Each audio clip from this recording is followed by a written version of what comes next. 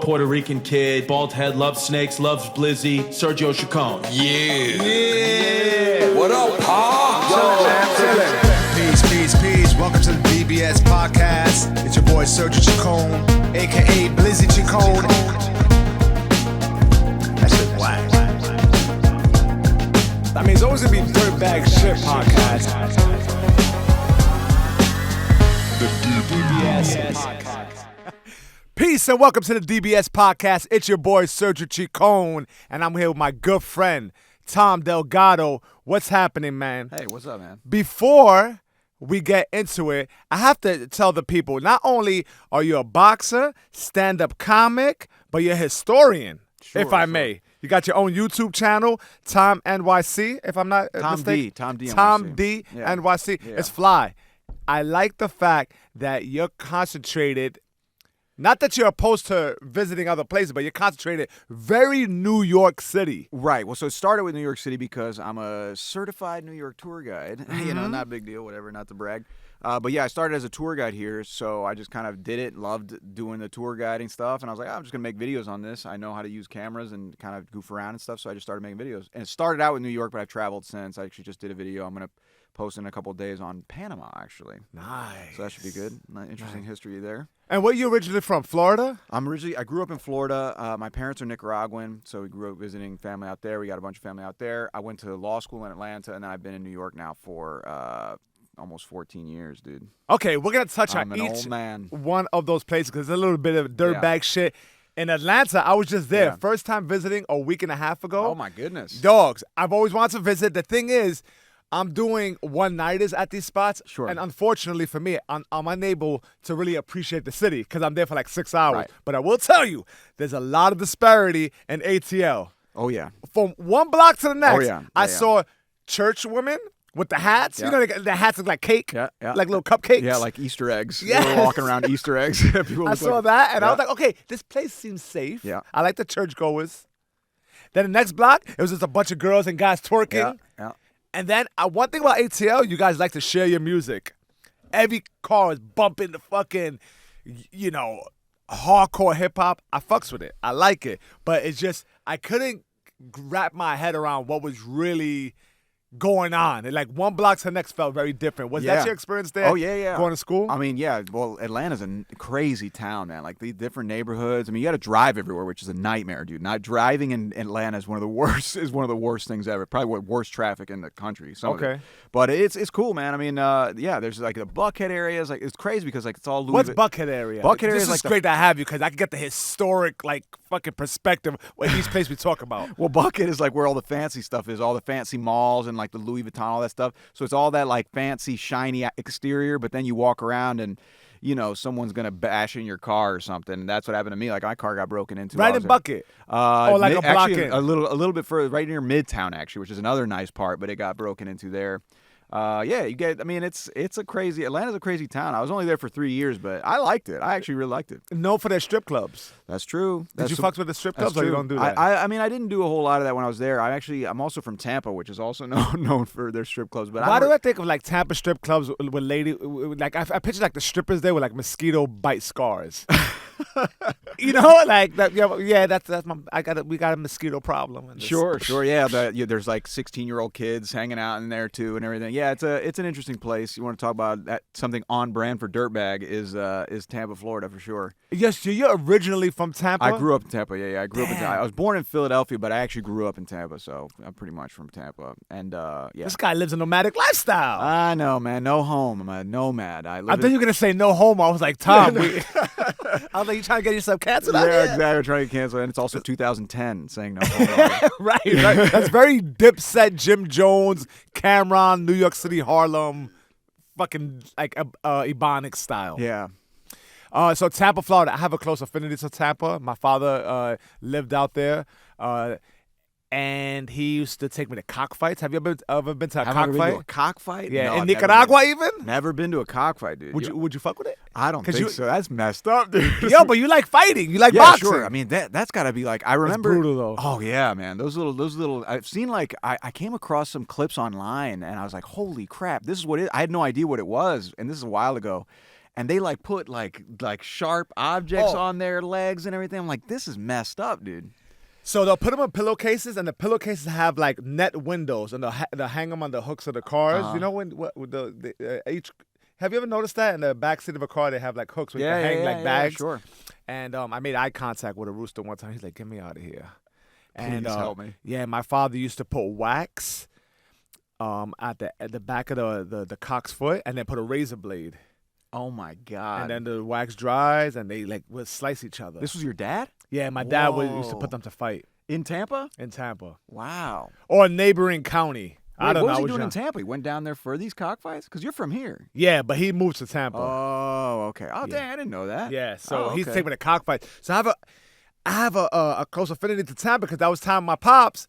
But that shit is very gruesome. Yeah. I can't fuck with it. I do not support that. No, and no, they had no. actual rings for it. Yeah, Nothing yeah. but men. Yeah, Like rooting, betting on this shit, lots of drugs and alcohol. But I as a kid, I enjoyed Yeah. it. Well, they do those things here in New York. You know that? Cockfights? There was a guy who used to go around the open mic circuit and he'd talk about going to them. I'm like, man, that's messed up. You're going to New York City, you're going to cockfights? Yeah, that's super dirtbag because Yeah. you know it's like in the back of a bodega, like in the Bronx or something. Or like some basement or something in like the Upper East Side or something. That's just a cleaned out basement. Who knows? Yeah, it's super dirtbag. Yeah. It's super dirtbag.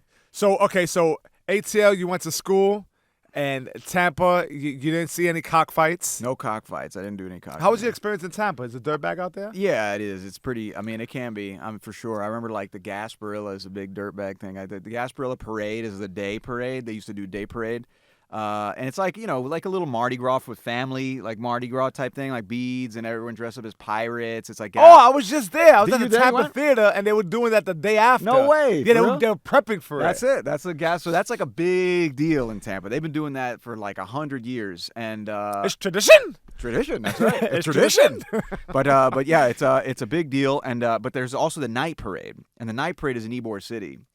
And that is some dirt. That's a dirtbag, man. Like I remember when I was there one time, someone was stabbed. Like it's just a total mess. I mean, the daytime one is one thing, but the nighttime one is totally different thing. Yeah, and, a stabbing. Wait, if you stab somebody, I mean, that's a very personal injury. Like, it's one thing if you, like, throw a rock at somebody. Right. It's almost like there's Or not even a connection. shoot somebody. Or shoot somebody. But a stabbing, like, you got to get up close. And you probably hear this.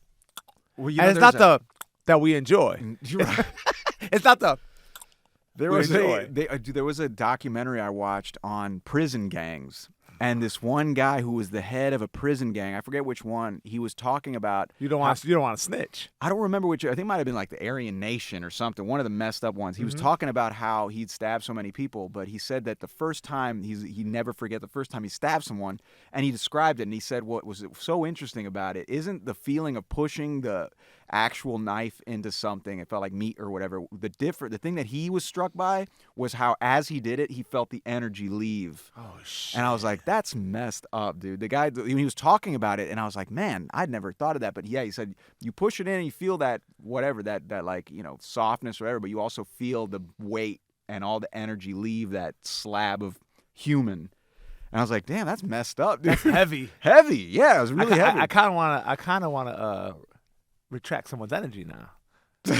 Like that sounds very appealing. I don't know if it's a threat or something. Maybe I should slide over or something. That is why I never. That makes total sense, though. Yeah. Holy shit. Yeah, it was messed up. I remember, and that stuck with me. I've seen so many dumb documentaries and stuff and watching that, but that, for some reason, that stuck with me. I was like, damn, that's dirty. Yeah, that is dirty, Yeah. man. Holy shit. So with these all these tours that you're doing during a tour. So I remember you're certified. What's the tour guide? Tour guide. Yeah. But now you started independently producing your own thing. Yeah. It's growing nicely, and I skimmed through your library. You did everything from the Lower East Side. Yeah. You did Midtown. I want to kind of touch on. Correct me if I'm wrong. I believe you did.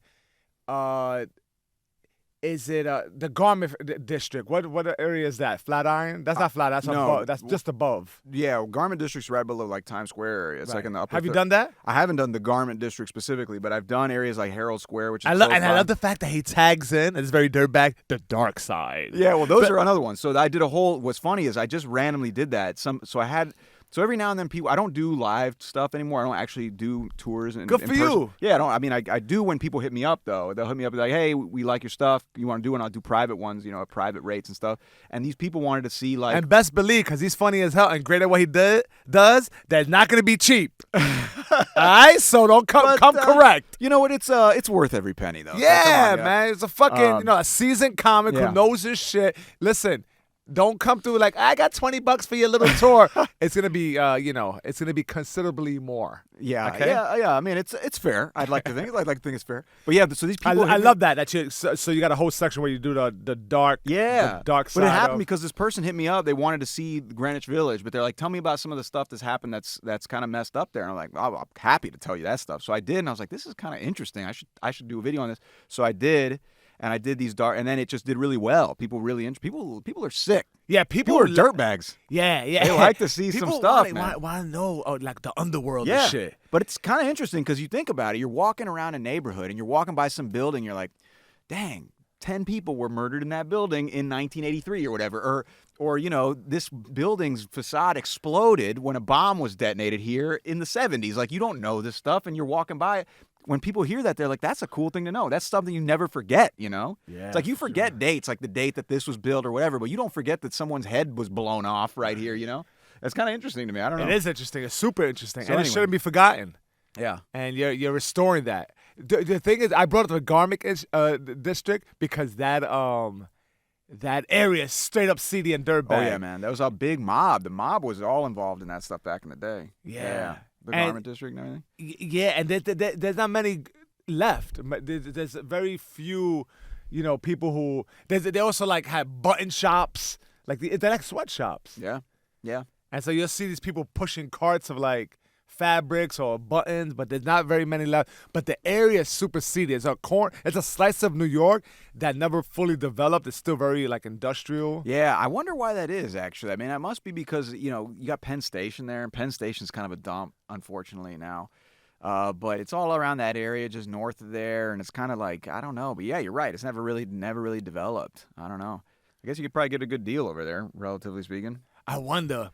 So when you did the dark side of the East Village, have you done that one yet? I have done it, yeah. I want you to share what pops out, because I got one for you. Do you know Daniel Rakowitz? No, please. That's the one that I thought Daniel was like... Rakowitz? Daniel Rakowitz was a guy... Rakowitz. That's a real name? Yeah. Rakowitz. That's hilarious. So this guy was like... Did he have the palis and the yarmulke? No. He had long hair. He was like a drifter looking guy. Probably looks a lot like me, actually. Yeah, you look like Charles Manson. Dude, I know. I get a lot of Charles Manson these days. But you also look like Jesus Christ. Sure, I'll so you got a little bit of both. Exactly. That's we all do. We all have a little bit of both, don't we? But yeah, no, this guy, Rakowitz, he moved to New York. He was kind of a drifter, and he used to hang out a lot at Tompkins Square Park, right? This guy was like, he tried to start his own religion, his own cult. No one really bit, because go figure, to start a cult, you have to have a personality. You have to be charismatic. Anyways, he moves into this group's apartment. They end up moving out. They want to leave him the apartment. The landlord isn't going to lease to him because he's kind of a nut. He doesn't have whatever. So he starts dating this girl and brings her on, and gets the lease under her name. This girl dates him, right? But she kind of just wanted the apartment, it seems like. So then after a few weeks together, she tries to boot him. The story is that he basically, long story short, he kills her. And he dismembers her and makes soup out of her body and feeds the soup to the homeless people in Tompkins Square Park. Holy shit. Yeah, that's a real story. That's a real story, dude.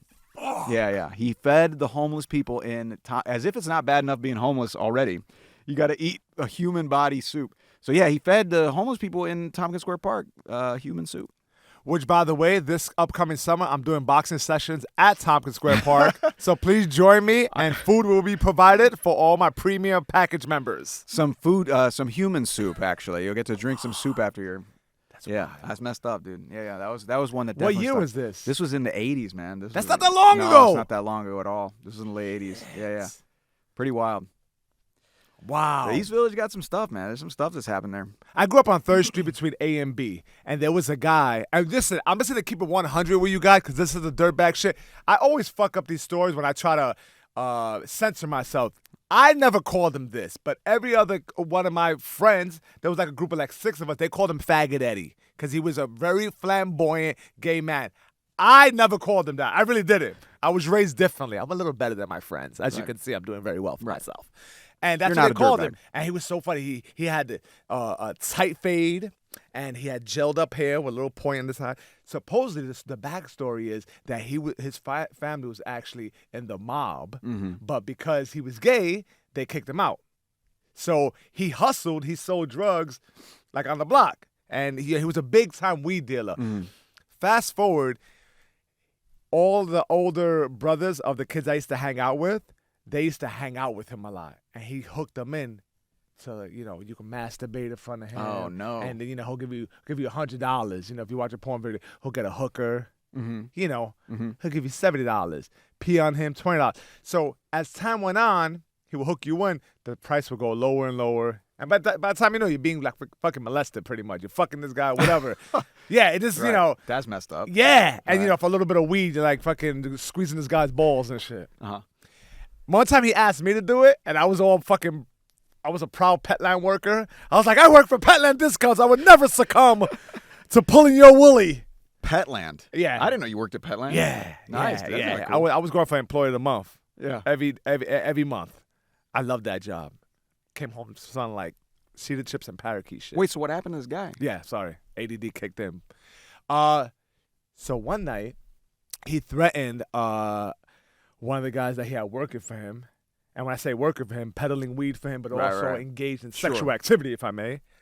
And he threatened the guy by telling him, listen, if you don't do such and such, I'm going to tell your wife you're gay and you've been fucking with damn. me. The guy turned around with scissors and stabbed him to death. His accomplice was trying to hold him back. So they fucking, it was a grisly murder right there on 3rd Street. On the street. No, 3rd Street and Avenue, an apartment, one level, okay. one on the 1st floor or 2nd floor, right above the deli. So every time I pass by this fucking 3rd and A? Yeah, Above 3rd and the A. Deli, above the deli. right above there. the deli. Oh, I know that deli. Yeah, you know that deli. So Dang. right above is it's right Yeah, there's yeah, one where right the above. flowers are. Where the Yes. flowers. Oh, dang. Yeah. So I think about that. I'm like, oh my God, anyone who lived there, they have no idea what kind of grisly murder took place like in 1998 or whatever. Yeah. 1999. Yeah, man. I always think about that stuff. All these stories that you just Would you take an apartment like that? with someone like that? Nah, man. I don't think so. Like with a murder that freak existed? me Like, out, dude. yeah, That would- freak you out? You know what though? I feel like That some- wouldn't faze me none. I'm like, know, I how, guess I'll be like, not. how much you asking for? Yeah, right. I mean, well, it's like I remember I used to stay in an apartment. I used to house sit in an apartment where a guy killed himself, and I was like, oh, this is it creeped me out. Yeah. And I used to know the guy, so I was like, oh, this is even creepier. But yeah, I don't know. I guess in all these buildings, they're so old, like something bad has gone on. Absolutely. So it's I like mean, I might it's have. a lot of people in Yeah. and out. Eddie was funny. He used to always be carrying something, whether it was like flowers or cake. Or, he had a mean front kick. My friend used to bother him, and he used to do like a front kick. It was hilarious. So if there was an Eddie doll, like his signature move would be a front kick. He would just like kick. And he always had like Adidas, like track shoes. Very, very, very odd. Very, very well manicured. Right. Wild. That is wild, man. That is wild. There's some wild people in the city, man. You just forget like some of the stuff that people who live here for that long and like live in that side of the city have seen. Forget it, man. Oh, give me another one. This is fun. So Rackowitz. Rackowitz. That was a messed up one. I mean, I know you also know like you look at places like the old Hell's Angels. Headquarters. I never liked the Hells Angels. I've always thought they came across as arrogant and kind of bullyish. I never had an issue with them. One time I was walking down their block, and my friend had a radio on, blasting. Sure. And he said, "Put that radio on before I smash you across your face." And we turned on the radio. They kept on walking. You're like, yes, sir. Yeah, but they were kind of bullyish Yeah, like that, yeah. and they're no longer there. But that Right. was such a New York, Yeah, yeah. like a New York installation. This is Yeah. weird that they're not gonna be there now. What are we gonna have there? Like a TKO boxing? No, it's gonna be condos. It's gonna be Oh condos. yeah, I don't know. I It's gonna be kind of want condos. the Hells Angels Yeah. to be there. Well, you know what's funny is like they were there, and even when the city was in the worst shape, like that block was safe because they were there. No Yeah. one was gonna mess up their stuff, so like the block was relatively safe. You don't mess with them. do you know what happened with the Hells Angels? How they got kicked out? How they didn't get kicked out. just left on yeah, their they own? decided to leave. They're like, screw this, and Why? it was 'cause- What were they unhappy with? Well, they just didn't like the neighborhood. They were getting hassled a lot. They were getting hassled a lot by the city, by the neighbors. Everything was getting developed around them. So I think they went up to the Bronx. Actually, I think they went up to the Bronx. Interesting. And that was recent. That was just only a couple years ago that they left. I feel like it was right before COVID. Yeah, it was right before COVID that they left, and it was they'd been there forever, man. Like the leader of the Hell's Angels who was there, that chapter, he threw a woman off the roof. He like killed his girlfriend. He threw the woman off the roof On there. 3rd Street? Yeah, right there from the building of that. Well, yeah, this is years This ago. was I think this was in the 70s or something. He threw his girlfriend off the roof. It was probably on September 11th, 1979, the day I was born. While a woman was falling off the roof, I was coming at my mother. Like split screen action. Isn't that Right. crazy? That's how the world is. Yeah. The life we live in, that's how it is. While you're being born, someone else is just experiencing a gruesome death. Think about that. That if there's one thing you take away from the podcast today, it's that while you're listening to this, something horrible is happening somewhere. Yeah. That's Someone's having sex against their will. Oh shit. Male and female. Okay, it's time for reading a sponsor. Today's is brought to you by. But yeah, no, that's it's rough, man. It's rough. I think about that. You walk, especially like in a place so concentrated and populated, like New York City. We could be walking by a building. You know how everything. And stuff's happening. Yeah, like Yeah. 15 feet to your right, there's someone like eating another person's ass. That's happening. Yeah. Middle of the day, you're just like, oh, checking your phone, and then someone. Well, you ever seen the movie Rear Window, the Hitchcock movie? No. It's about a guy who's like he broke his leg, so he's like in his wheelchair in his apartment, and he just has binoculars, and he's just looking out the back window in Greenwich Village, so he can see all these people's windows, and then he gets caught up in like a murder. He witnesses this shit, and because he's so that kind of thing. They've been talking about this stuff forever. In fact, like that's one of the things in New York. Like people, if you see people have telescopes in their living room, they love to just look into people's windows. I love it too. Yeah, I mean, So it's I like natural. I think I live. Yeah. What's that? A peeping Tom? But what's the correct? voyeur. Voyeur. Yeah, you're I'm a a voyeur. voyeur. Yeah. Yeah, I'm a voyeur. I think we all kind of are, man. Oh, It's like absolutely. everyone who drives by a car accident, you're gonna look. Yeah, you know, if like I see some titties, if I see some at a titties car or accident, ass- that's what you're looking for. It's like a gruesome. There's all this blood. You're like, is there any nudity? What's going on over here? There's a gruesome accident on I-95. I saw a titty. Yeah, exactly. I better Little get in blood my on car. there, Go but check there's a this out. titty. Let's see. Fuck. So I in my backyard, there's a yes, I have a backyard in New York City, a fancy. All right. So yeah, I mean, I see Brag some about titties it. one time, and I told my wife, I was like, Yeah. she's like, I see her too. She's very, Yeah. and it was fun to look at. I'm like, and I have all these plants. I'm Yeah. like, like my eyes are peering. You're like through. wearing one of those like bush costumes. You're just like popping out of the back of a wall. You're like a little sniper like coming through. Yeah, dude. funny, I know right? what you mean. I know. I'm harmless. I'm Yeah, not, sure. but I definitely was checking. But for you the know what's titties. funny is some people like to are exhibitionists too. Right. Like there are people who actually will go out of their way to show themselves off at their window, knowing people can see. Because that's another thing. I remember I used to live in Greenpoint. I walked down Manhattan, and there was a woman in the window, completely naked, brushing her hair. I'm like, you got to know that someone. She hot? She was attractive. She was attractive, and that's probably why she was doing that. She was just Oh. brushing her hair in front of the window, just completely right in front of the window. I'm like, that's that's there. Like, come on. Yeah. And so people do that too. I don't know, man. People in New York are weird. I guess you got to be kind of weird to just everyone live piled up on top of each other like this. Yeah.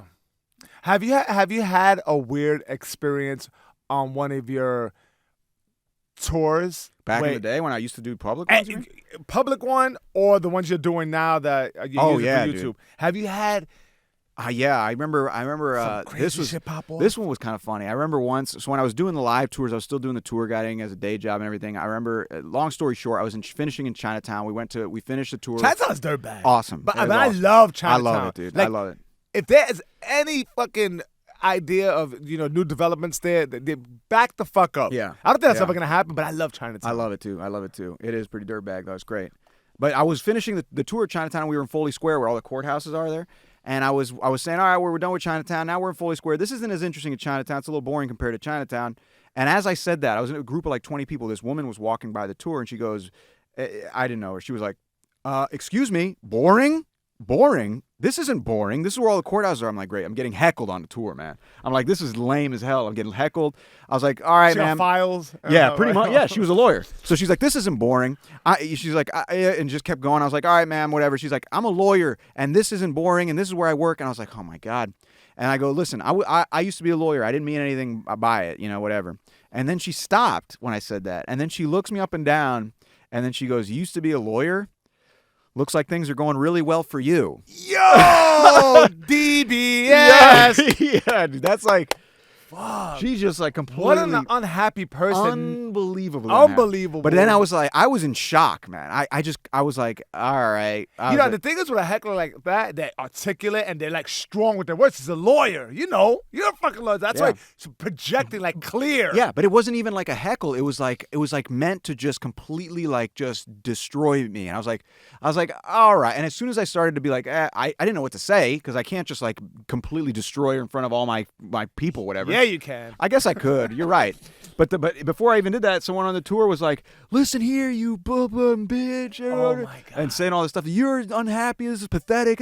And this woman left with her tail between her legs, pretty much, because this other woman on my tour just let her have it. Oh, that's good. It was great. Yeah. But it was like I walked home from that one just like, damn, my life sucks.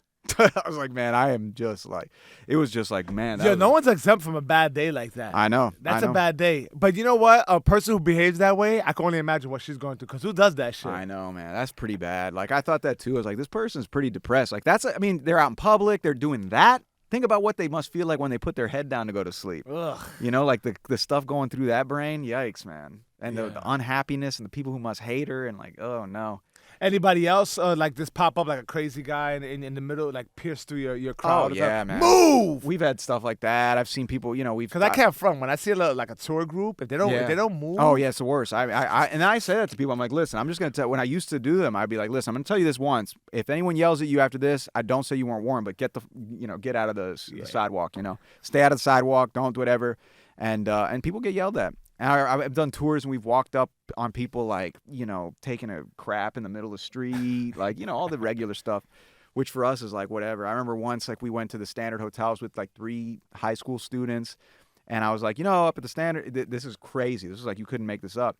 I was like, at the Standard, because the windows face the thing, it used to be a big exhibitionist like destination. Like people would go up there to be naked and whatever and show off to all the people walking around. And I was telling them that. And as I swear to God, as I finished saying that, they look up and they're like, oh my God, there was a couple having sex against the window of the Standard Hotel right above us. Where's the Standard Hotel? You're like, what's the address? How do I get there?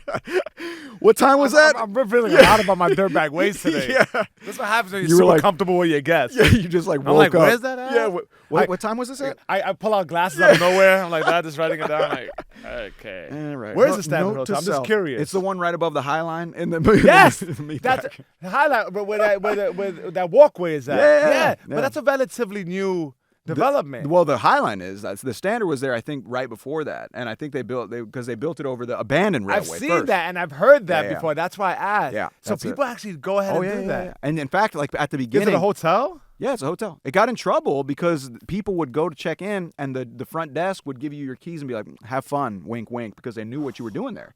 Like when couples would come and stuff, like it was like a destination, See, this is the thing, man. I don't have paper to take anybody to the Standard. You fuck with me, you're gonna be at the Liberty Inn. Yeah, right, exactly. And that's eight block. You know the Liberty We're Inn? gonna open the curtains as wide as possible. We'll put some mirrors so people can see.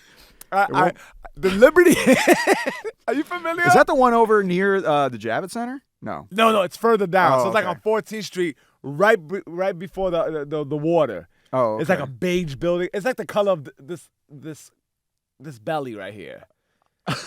Like you couldn't think about. It's over next to the High Line. Yes. Oh, okay. Yes. So 14th Street straight down, you can't miss it. It's called the Liberty Inn, and yeah, I've been there twice, and they got mirrors on the ceiling. Oh wow. Yeah. And one time the person I brought there, she got annoyed. We left like around 12, and there was another couple fucking. And I was like, yeah, I had a cup. I was like, this. The stethoscope, like a doctor's she got stethoscope. so annoyed with me. I'm like, we did some dirtbag shit. Like this is. And she was like, come on, let's go. And I was like, ugh. That's like the St. Mark's Hotel. I don't know if they still do. I've been to St. Mark's Hotel Have too. you? They used to charge by the hour. Yes. They used to charge it was back like in the it day. was like $4 an hour. Yeah, they used to charge. And then I by the went hour, back dude. downstairs. That's dirtbag shit. That's dirtbag, man. When you charge anything by the hour like that, that's bad. Yo, and you know what?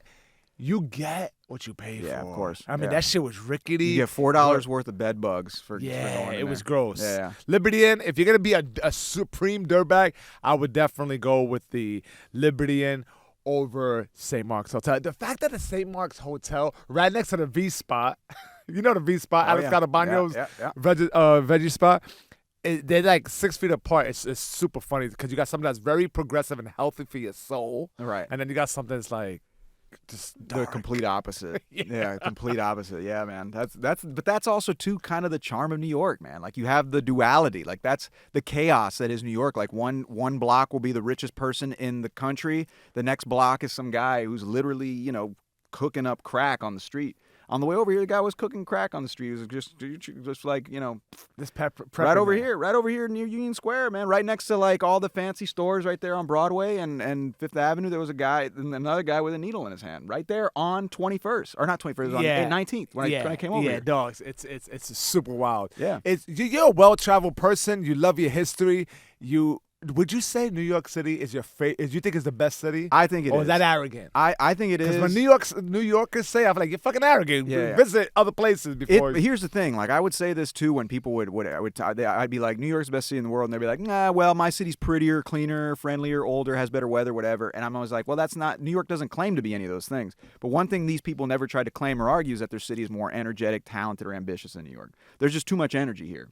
There's no place in the world that compares to that, I think.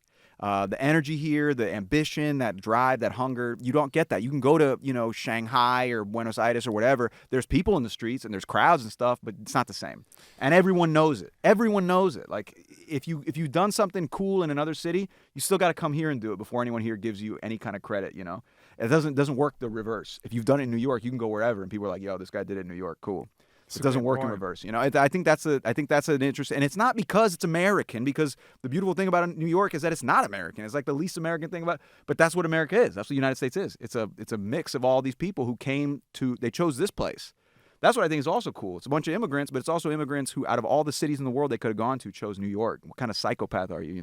What kind of energy you got? What kind of bravado? What kind of delusion? What kind of whatever do you have to do that? And I think that's what kind of makes the city kind of pulsate. And granted, look, there's some things wrong with it. It's getting more expensive. It becomes suburbanized, whatever. And that may be true, but that's also happening all around the world. And I think that just plays to what I'm talking about. New York's always been a bellwether for what's going on in the bigger world. And if that's happening in New York, you better believe it's happening in other cities. And if you think it's going to get fought against or worked out or, if there's going to be resistance to it or whatever, that's also going to happen here. So you can complain about it and say it's getting expensive and there's lots of yuppies or suburbanized, whatever, and that's true, maybe, but it's also happening in other places, and that's going to get figured out, or at least there's going to be some kind of push against it here, Otherwise, you're running away from it, That's a great point. You hit it right in the head, Pop. Yeah. I don't know. Is it the most expensive city it's not, right? It's I not, think not Miami. in the world. Not in the world. I know this is more expensive than Miami, but it's not. I think it's like I saw a list recently where it was like number 6 most expensive city in the world. In the world? Yeah. Oh, wow. Yeah, it's up there, man. It's up there. I know Miami's up there, too. Miami's up. I think Miami might be right by. San Francisco's up there, too. San Francisco's real expensive. San Francisco's like $100 more. Of everything. Everything. Well, the thing is, what's funny, close. Dude, what's funny is people don't understand this about San Francisco and New York. Like Manhattan, think about Manhattan. Manhattan's so expensive, man. Manhattan's it's like Beverly Hills, the whole damn island. But San Francisco is pretty much that, except you don't have the outer boroughs. In New York City, the only reason there are still artists and immigrants living in New York City is because they live in the outer boroughs. That's the only way you can afford to live here, in the Bronx, Queens, whatever. In San Francisco, you live outside of San Francisco, and you commute in at best. You can be an Oaktown, baby. Yeah, even that's getting more expensive. Now people are living further out. Blow the whistle. It's Too Short. Oh, dang, Too Short, man. That's a reference. 340. I remember Too Short. Yeah. Yo, Too Short is a dirtbag rapper. He's funny. He's a GOAT, right? Yeah, he is. First of all, I hate when people say GOAT, but because it's so. He was like an original Too Short, baby. I'm so hard. But I hate his little voice. GOAT is very. It's too people are too generous with yeah. it. But he is one of the greatest he's one of the to ever do originals. it. When you talk about independent artists who literally sold tapes out of their trunk, and he says the most dirtbag shit. He dirty, says, filthy, filthy. He says, "My name is Too Short. My dick is too long." And have a whole 3-minute rap about this, and people are like, "Oh yeah, that's that new shit." They're like, "That's some good lyrics." Yeah. It's like my name is Too Short. My dick is too long. He was writing that. He's like, "Ooh, I got a good line. I got some hot shit. My name's Too Short. I should put this." But yeah, no, that's I don't know, man. I think that's kind of the status a little bit. People are leaving the city. A lot of people are leaving the city, and I don't blame them. It's expensive here, man. But I don't know. I still like it. I still think the energy's great, especially doing stand-up, man. You can't compare the stand-up scene anywhere in the world to New York, man. Absolutely. And I think just that right there is enough of a reason for any of us to stay, at least for at least have a good chunk of our year here, For sure.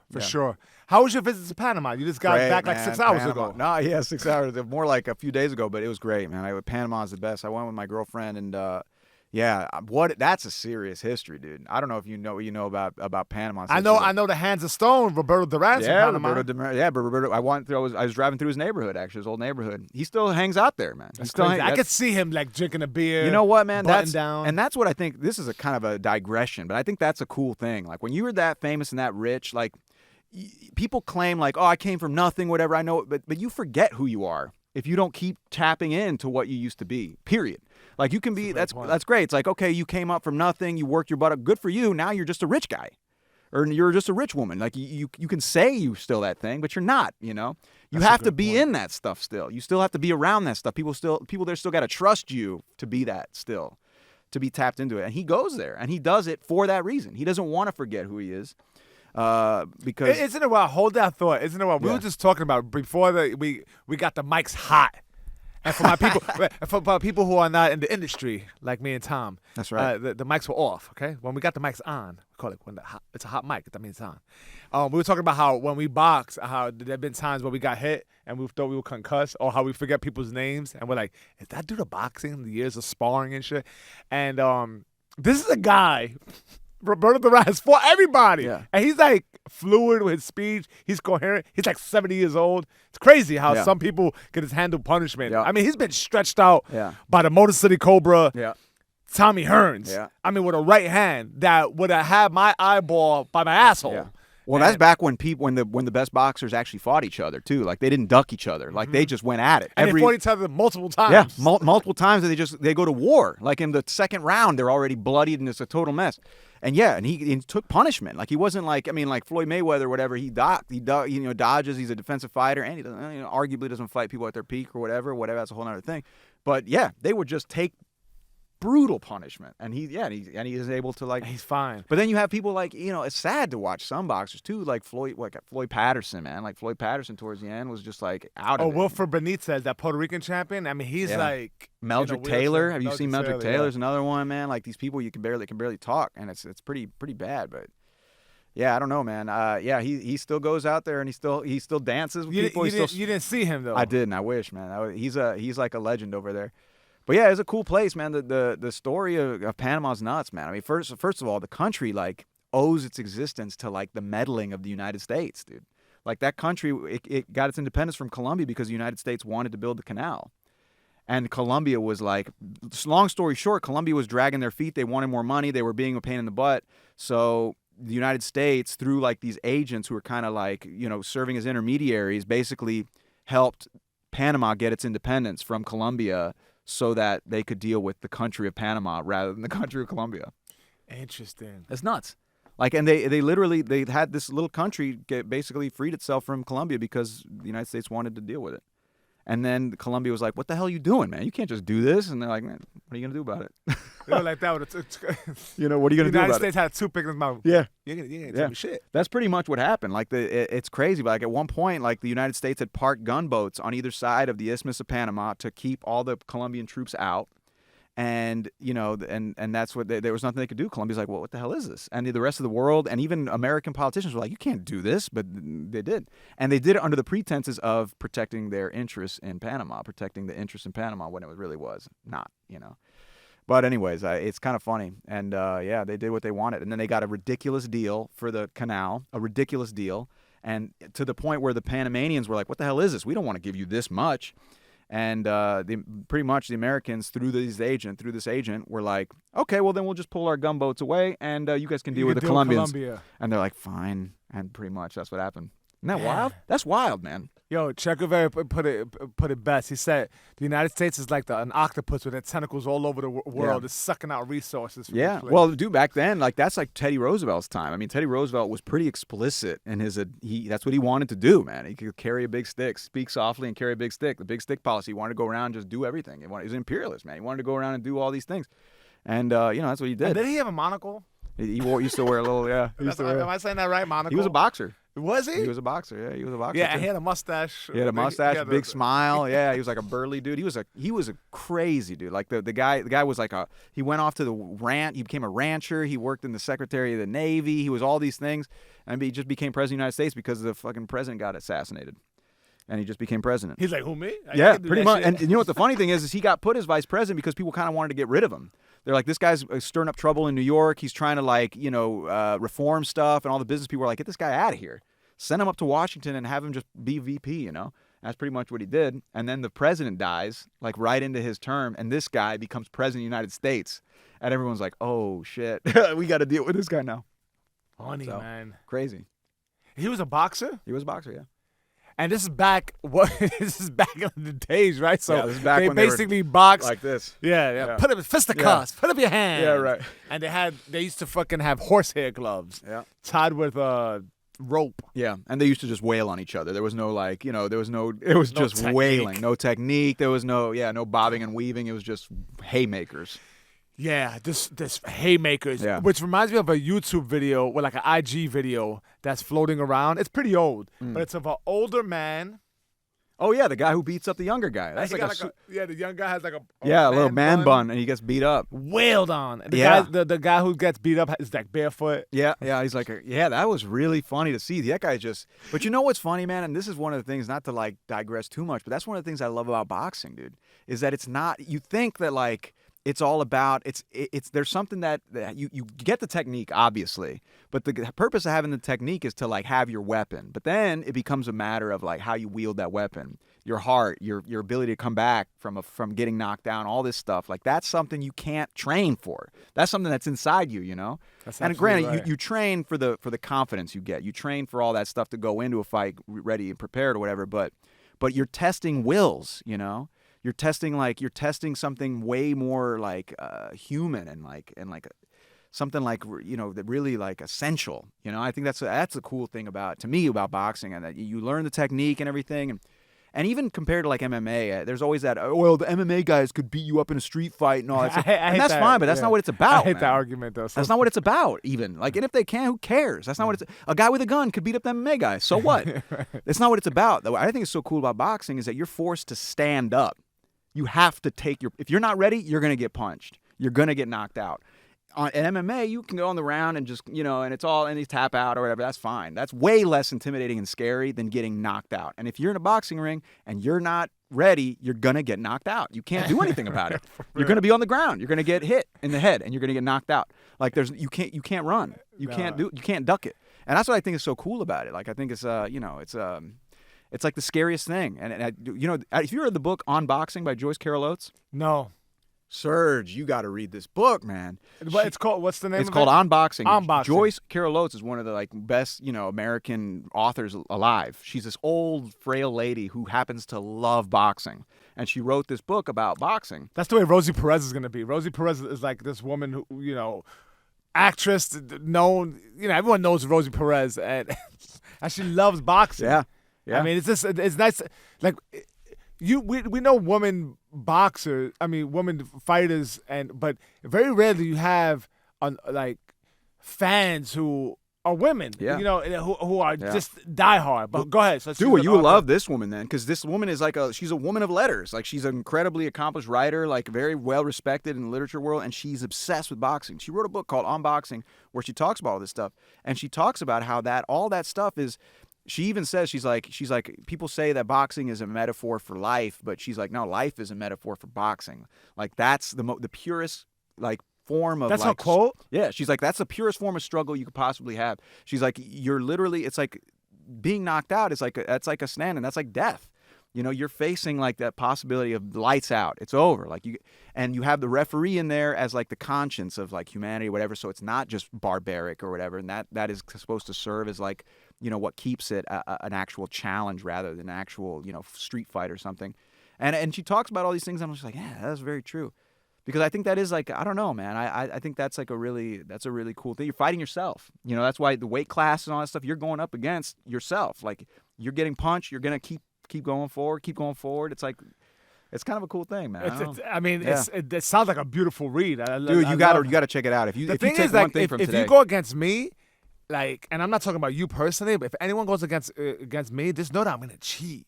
Like, I'm gonna cheat. Like, if you think I weigh 165, you got nothing coming. I'm 185, so I'm gonna be 50 pounds heavier than you, but I'm gonna say I'm 165. I'm also gonna be on Adderall, so I'm gonna be super sharp. And if I get my hands on some PEDs, I don't even know what that is, but I know it makes you stronger. I'm doing that too.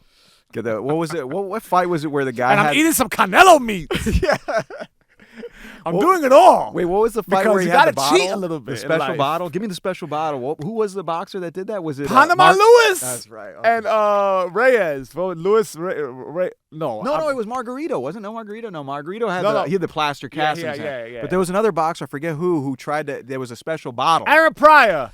What time is it? Hawk time. What time is it? Hawk time. He had the Scully with the ball on the top, and he's like that. What time is it? And his friends with the afros popping out the net, baseball cap. They Hawk time. What time? I think he's from the Midwest. Yeah. So Panama Lewis is a dirtbag trainer.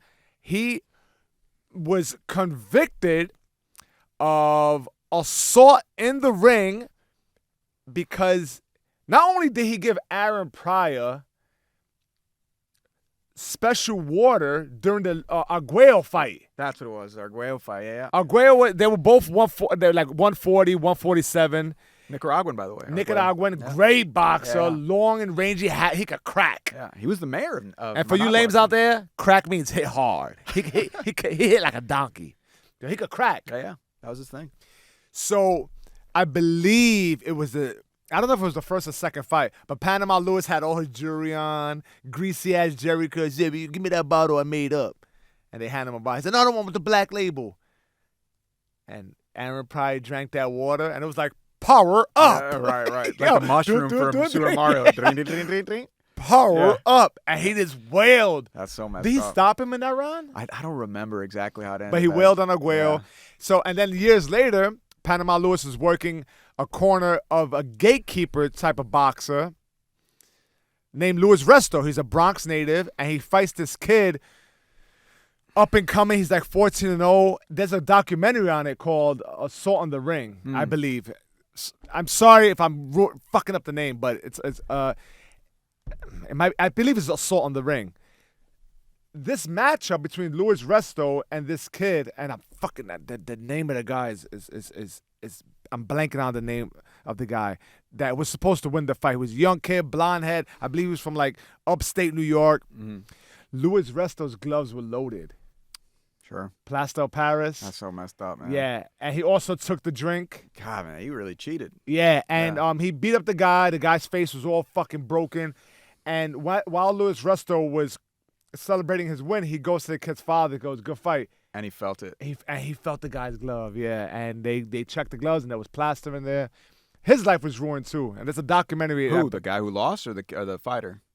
Or both? Both of them. Oh, okay. Because what happened was He got the guy who lost, his eye was so severely damaged that he couldn't fight anymore. He's a 21-year-old kid. Oh, man, he really that took it sucks. hard. Yeah, of course he did. He started drinking a lot, and he committed suicide. Wow, man, that reminds me. That's like it's not as bad, but that's like what happened with Cotto and Margarito. Yeah. Cotto lost to Margarito. That was his first loss. Margarito kind of just like humbled him. He was super confident going in this fight. He would have beat him. But Margarito just, loaded his gloves. And then the second time when he got his revenge, they checked for it. He didn't have the plaster or whatever, and he just destroyed him. He destroyed It's Margarito. got to be kind of wild fighting a guy like that after Yeah. he beat you the way he did and then Yeah. getting the revenge. Yeah. Just so I'm somewhat of a professional, the guy who Louis Resto fought was Billy Collins Jr. And, I mean, that's Very a sad professional story. here. Dirtbag, but professional.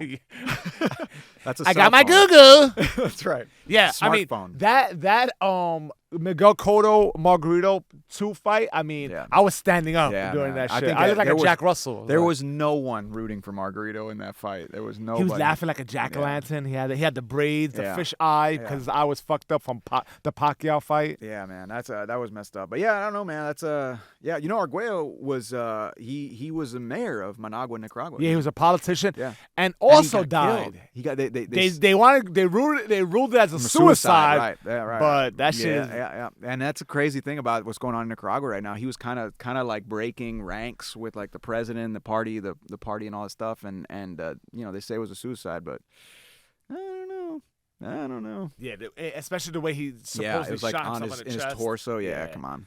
Yeah, it's wild. It's crazy how people could just chalk things up. Suicide. Yeah.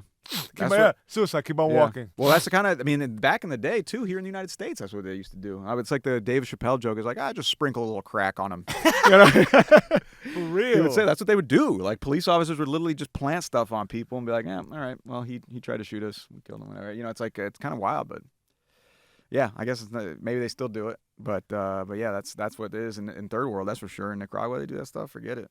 Yeah, places there's no real surveillance and a little undeveloped in the hilly hills. Yeah, dude. And then they have like these like death squads and stuff. That's the most messed up thing because you can't really quote trace it, So like in Nicaragua right now, there's like a stalemate politically. The president's there. He just got reelected. Everyone's pissed. They didn't want him there. The election was pretty much tainted. Everyone knows it. And, if you protest whatever, they get broken up by these groups of people who aren't military, who aren't, quote, police. They're just these dudes. And those dudes are clearly tied to, But, what can you do, And that shit's always going to exist. Yeah, it is, I guess. So all your protests are done in vain. Just go home. Yeah, but you know what, man? I think, like, what's interesting. I'm kidding. Remember when we went to the protest? Yeah, we were at the I felt so protest. proud. That was great. But I was a little embarrassed by everyone, by the younger people telling the NYPD to suck their dick. I was like, okay, can we not talk like that? Language. Excuse me, language. Remember when we went to the protest? Yeah. Oh, I was so energized. Yeah. I remember you had your dog and you got yelled at for having the dog. Remember that? Yo, the guy was a dick, right? It was a dick. And you're like, now I know I'm out here. Screw these guys. I know. You're like, more reason to be out here. I mean, he was so reactionary. Yeah. I didn't. I guess, man, people were on edge too. Who knows? But yeah, that was he was looking for a fight. Yeah. He was looking to shoot my dog. Yeah. Who knows? That would have been messed up. Shoot your dog. That's what I envisioned immediately. I was like, this guy's gonna fucking shoot my dog. Tase your dog or something. Yeah. Yeah, man. I don't know. It is a. Yeah, I don't know. It is weird. I guess what it is with like those protests though, man, what ends up happening is like, like people are like right now, like with what's going on in Ukraine and Russia, people are protesting in Russia. It's like, you're going to get thrown in jail, what's going to happen. But I guess what it ends up doing is it gives people kind of like hope. Absolutely. It makes you feel like, I'm not by myself. I'm not the only one who's freaking out. I'm not the only, and the more people do that, the more people will join on and do that. Or the more people will do what they can to do it. And I think that's kind of like, you look at like what example, like in India, man, when like Gandhi led all those peaceful protests and all that stuff, they were peaceful protests, quote, peaceful protests. They got beat down violently a lot of times, but they were peaceful. And that's the sad thing is there's going to be violence. It's just going to be from one side. And because it's from one side, everyone else looking from the outside is going to be like, yo, this is messed up, dude. Give them their damn independence already, And that's, I guess, the strategy, Are you able to separate? I asked this question a lot. People who we look up to, people who we consider true leaders, true innovators, true influencers, are you able to set them apart from their tragedy, from their dirtbag shit?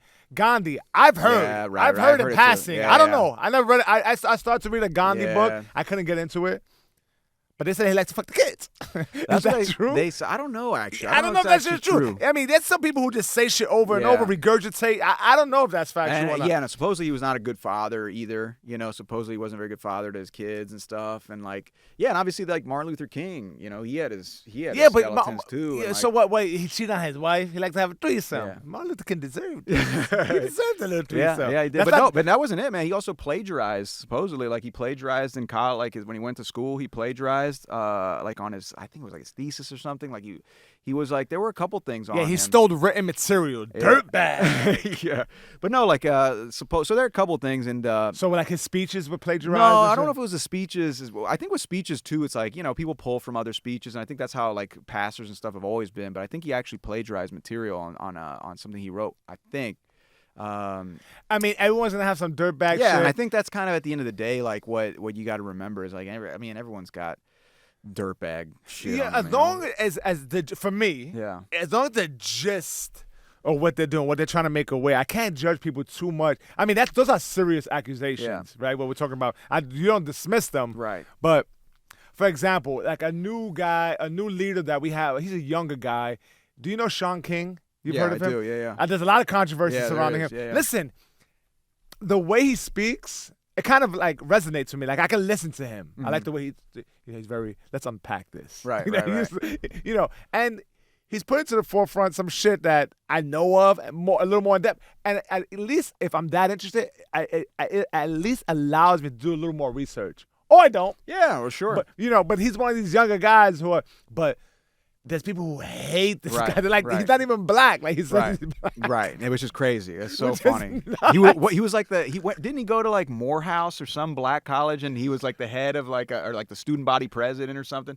But I mean, look, I think at the end of the day, though, you can't. Wait, hold that thought. Yeah. But the funny thing is, and me and my boy Giannis makes me laugh. But he's like, yeah, he says he's black. And he said that his mother had a fling, and the guy was a black guy, and that or whatever. It was like some guy. But that's that's how But he can't prove it because his father's not around. Right. But and that he doctored his birth certificate or something. Yeah, who knows? I don't know, man. I think the interesting thing about you can't really tear down a good idea. If someone's got a good idea, it's like, if Thomas Edison was, whatever, you're not gonna stop using the light bulb. It's like you can't argue with that. I think usually people tear down other people's personas to cancel them out, right, or whatever. But if their ideas are worth something, they're gonna keep being like Michael Jackson's music.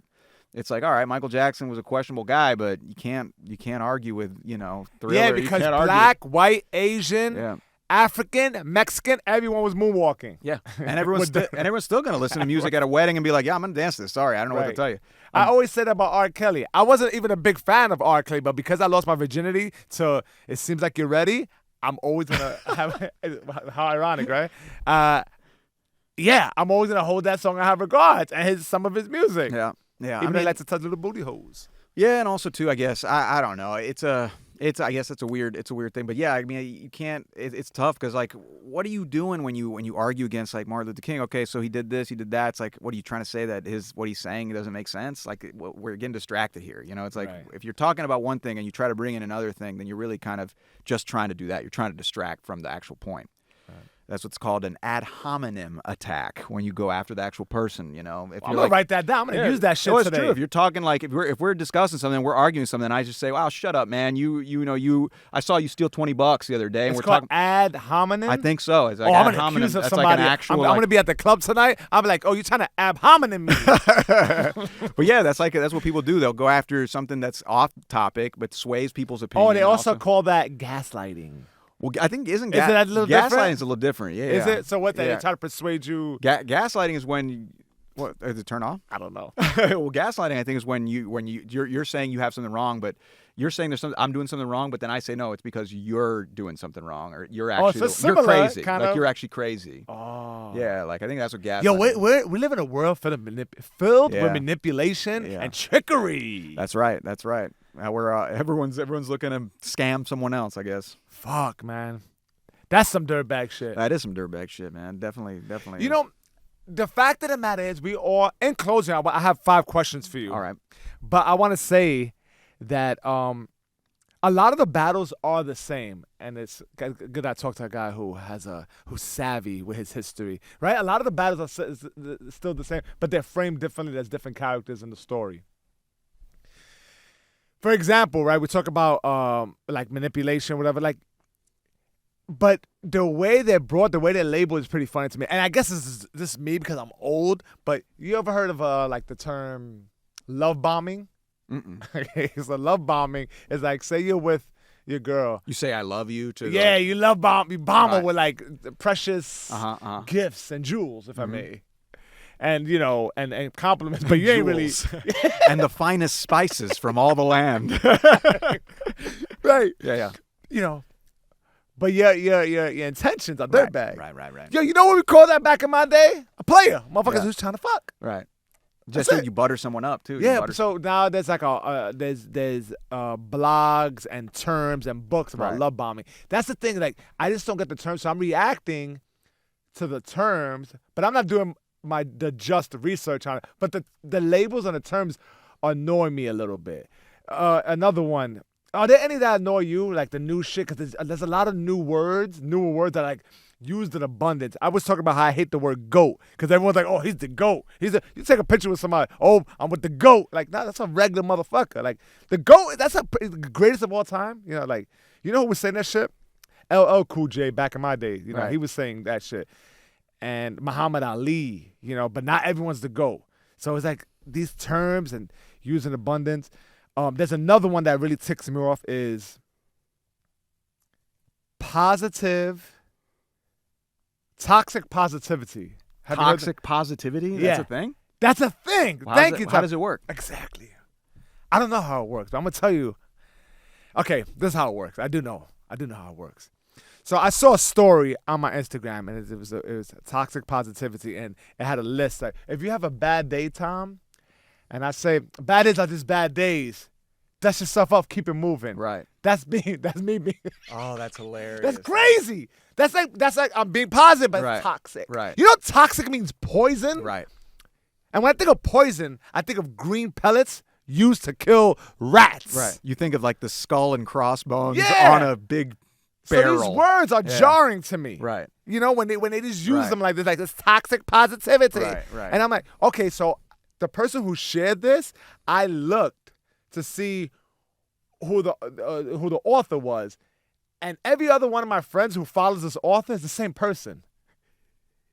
Basically, what I'm telling you, Tom, if you threw all the followers that follow this specific author who talks about toxic positivity, if you threw all the names and personalities in a hat and I pulled out the name, all the same person. Yeah. So it's like a very reactionary, like, let's make a big deal out of something. Not to say that, I just think, listen, if I want a lesson in history, I'm going to go to my man Tom because he knows his history, right? If I want a therapy session, I'm going to go sort out a therapist. Right.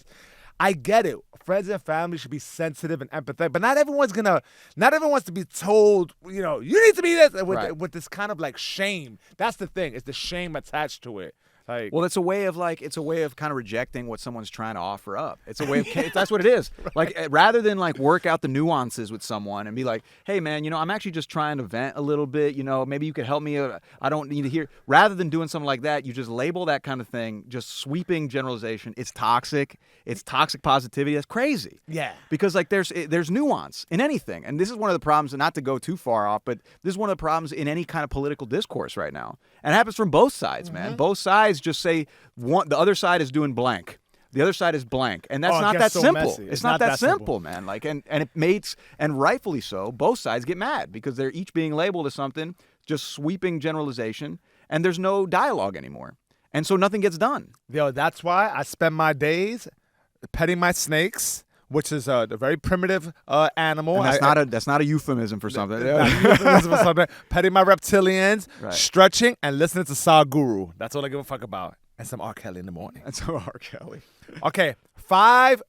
Where's the most dirtbag place you visited and why? Visited? Yeah, like dirtbag, and you like holy shit. This would be something else. This is dirtbag. Wow. It could be New York. It could be in New York. It could be.